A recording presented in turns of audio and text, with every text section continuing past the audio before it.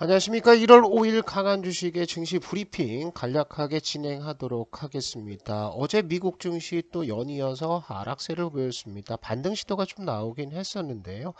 다우지수만 0.03% 상승을 했어요. 그런데 나스닥은 막판에 좀 무너지는 모습을 보였습니다. 그리고 S&P 500, 러셀 2000도 막판에 약세로 전환을 했는데 아무래도 제가 요 피어 앤 그리드 지표가 익스트림 그리드로 올라가면서 이제 과열이 좀 풀려야 된다라고 말씀을 드렸는데 요게 이제 과열이 좀 풀리고는 있는데 시원하게 내려가고 있지를 않죠. 아직도 매물이 좀 나올 가능성들도 있다. 이렇게 보시면 될 것 같고요.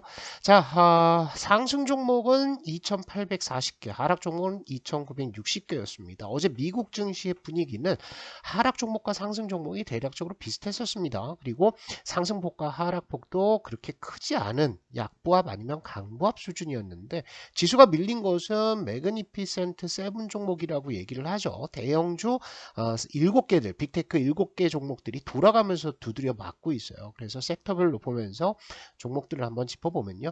어제 마이크로소프트는 뭐 크게 빠지질 않았습니다. 그런데 이제 애플이 이제 문제가 됐죠. 둘이 시가총액 1위를 왔다 갔다 할 거예요. 그런데 애플이 바클레이즈에서 매도 리포트 비슷하게 나오면서 고점 대비해서 지금 마이너스 9%대까지 밀리고 있는 상태입니다. 낙폭이 거의 마이너스 10% 되는 거예요. 그래서 애플은 어제도 1.27% 하락을 했고요. 엔비디아는 반등을 했습니다. 그리고 테슬라도 뭐 크게 빠지지 않고 버티는 모습이었는데 문제는 이거죠. 구글이 빠졌고요. 특히나 아마존이 마이너스 2.6% 급락을 했습니다. 반면에 상승한 섹터는 헬스케어, 제약 쪽이죠.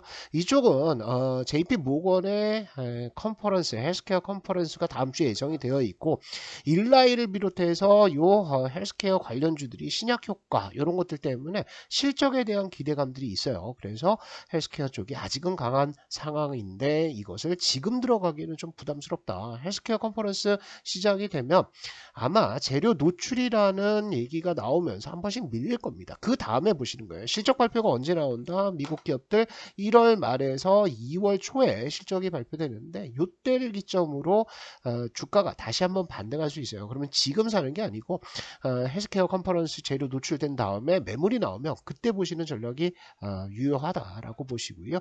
에너지 섹터는 일제 급락세를 보였습니다. 최근에 오르락 내리락 변동성이 좀 큰데 유가가 72달러대까지 내려왔어요. 요거는 이따가 좀 볼 텐데 지정학적 리스크가 큰 영향을 미치지는 못할 겁니다. 자 보시면은요 매그니피센트 7 종목들 테슬라 약보합에서 버텼고요. 그리고 이렇게 메타와 엔비디아는 괜찮았었는데 전체적으로 다 돌아가면서 두드려 맞고 있는 거예요. 그래서 그 이유를 먼저 좀 보시면은 이런 겁니다. 애플이 고점 대비해서 마이너스 9% 정도 빠졌죠. 그리고 어제는 아마존닷컴이 빠지면서 볼린저밴드 하단 그리고 지지선까지 내려온 상황입니다. 애플은 지지선 다 깼어요. 이평선들 다 깼고 그리고 일각에서는 요 추세선 여기까지 170달러대까지 내려와야 된다 이런 얘기가 나오고 있는데 그 정도까지는 안 내려올 겁니다. 작년하고 달라요. 지금은 금리를 동결 내지는 인하할 과정을 앞두고 있고 작년에는 금리를 굉장히 가파르게 올리고 있었던 상황입니다. 그래서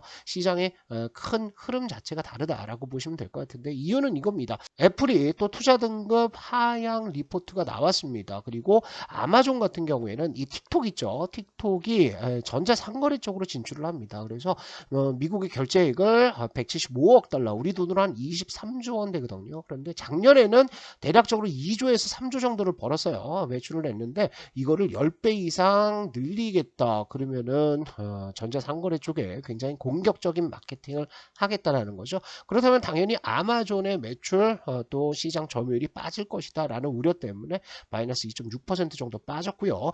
인텔도 한번 두드러 맞았어요. 이거는 모비라이 인텔의 자회사인데요. 이 자율주행 관련해서 실적이 그렇게 좋지 않을 거다. 그래서 인텔의 실적이 부담이 될 거다라는 보도가 나오면서 인텔이 마이너스 한 3% 이상 빠져서 시작했습니다. 그런데 정작 인텔은 갖다 땡겨 올렸거든요. 그런데 여기서 연관된 종목들, 자동차 반도체 기업들이 있죠. 온세미컨덕터, 아나로그 디바이스, NXP, 세미컨덕터즈 이런 종목들이 장중에는 이거 막 마이너스 5%까지 갔습니다. 막 투매가 나오면서 여차에서 걸리면 두드려 맞는 그런 장세가 보여지고 있습니다.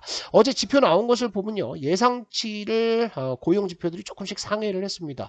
ADP 비농업 부분의 고용 동향을 보시면 지난달에는 10만 1000건 정도 나왔거든요. 근데 이번에 16만 4000건, 일자리가 좀 늘었다라는 거예요. 그리고 신규 실업수당 청구 건수도 요거는 실업수당이니까 수치가 높게 나와야지 고용이 안 좋은 거죠. 그런데 지난주에 22만 건이었는데 이번 주는 20만 2천 건으로 실업수당 청구한 사람들이 줄었어요. 그러면 식어가던 고용이 다시 뜨거워지는 것은 아니냐, 이런 분석들이 나왔고, 이에 따라서 당연히 국채금리가 올라가 버렸습니다. 그리고 달러 인덱스 역시 102선에서 머물러 있는 모습이고요. 아까 유가 말씀 잠깐 드렸는데, 유가 같은 경우에는 이란과 이스라엘의 충돌 우려가 나오면서 뭐 지정학적 리스크 나오고 유가가 90달러 간다라고 얘기가 나오고 있지만 그렇게 가기는 어렵습니다. 왜? 미국이 지금 이스라엘에서 발을 빼고 있어요. 부담이 되는 거죠. 선거를 앞두고 있는 상황이고. 그래서 유가가 여기서 크게 튀어오르기는 어렵다. 하지만 유가가 더 내려오기도 어렵습니다. 왜냐하면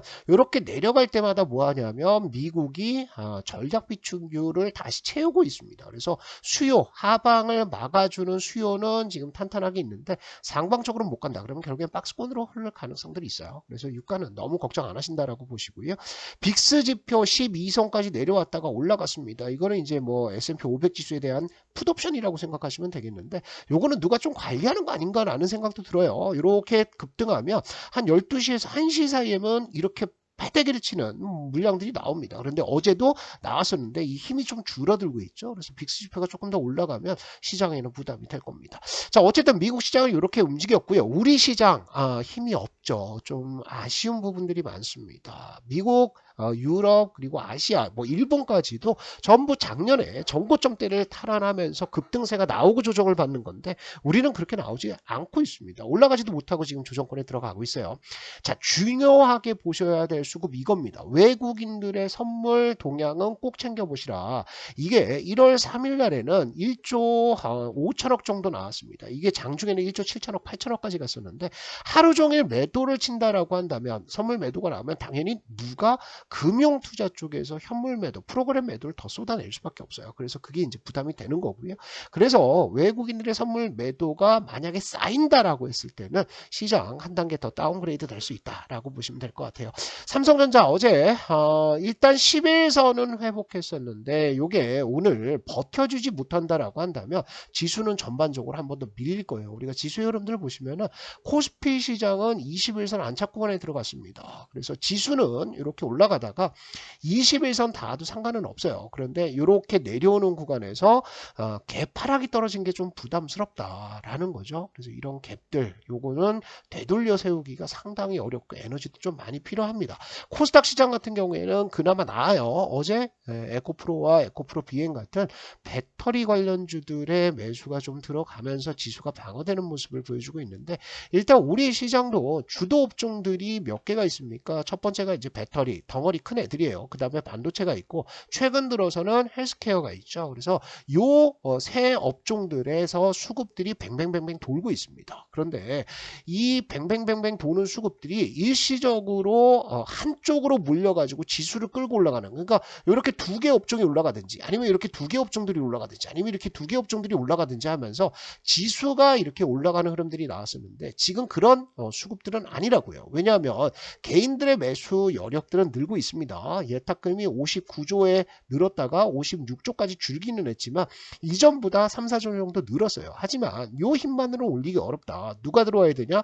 기관이나 외인들이 들어와야 되는데 지금 기관은 금융투자에서 계속 매도를 내놓고 있죠. 아직까지 기관은 3조 정도 매도 여력이 있습니다. 물량이 많아요. 그래서 이 물량들 정리될 때까지는 기관들이 잘 안 들어올 거예요. 외국인 역시 공매도가 금지가 되면서 지금 현물 시장에서 강력한 매수 포지션을 잡기가 어렵다라고요. 그래서 수급들이 아직은 좋지가 않다. 그래서 업종들을 두 개, 뭐 주도 업종 한 두 개를 끌고 올라가는 흐름들이 이런 거 잘 안 나온다는 거예요. 그래서 지수의 반등 흐름들도 세게 나오긴 어렵다. 그래서 분기점이 좀 지나야 되는데 오늘 밤에 미국의 고용 지표가 발표가 됩니다. 이 고용 지표를 분기점으로 한번 빼고 갈지 아니면 이게 바로 위로 올라갈지 결정이 될 텐데 그 과정에서 여러분들은 뭐만 보셔라. 선물, 외인들의 선물 동향만 좀 챙겨보셔라. 딴 거 뭐 환율하고 이런 거 보기 어려우시잖아요. 그래서 요 정도는 좀 챙겨보시고 대응을 하신다라고 생각하시면 좋을 것 같습니다. 자, 우리 강한주식연구소에서는 매일같이 시황글을 올려드리고 추천 종목을 여러분들께 제시를 해드리고 있습니다. 추천 종목들 보시면 3S도 뭐 상한가 먹고 흐름들이 나쁘지 않아요. 그런데 제가 유튜브보다 이렇게 우리 어플을 좀 사용하시라는 것은 그곳에 매일같이 시황글과 종목들이 올라오면서 꾸준하게 여러분들이 수익을 낼 수 있고 시장의 흐름을 캐치할 수가 있습니다. 그래서 제가 영상에 이렇게 링크 올려놨거든요. 그래서 이 링크 따라오시면은 강한주식연구소 어플 설치를 하실 수가 있습니다. 이 어플에 보시면 매일같이 추천주 올라갑니다. 그래서 이 안에서 여러분들 매매하시면 되고요. 그리고 매일 제가 유튜브에서는 말씀드리지 못하는 좀 자세한 내용들을 말씀을 좀 드리고 있습니다. 그래서 초보 투자자 분들이라고 한다면 강한주식연구소 어플은 반드시 사용하셔라. 이렇게 정리를 좀 드리도록 하겠습니다.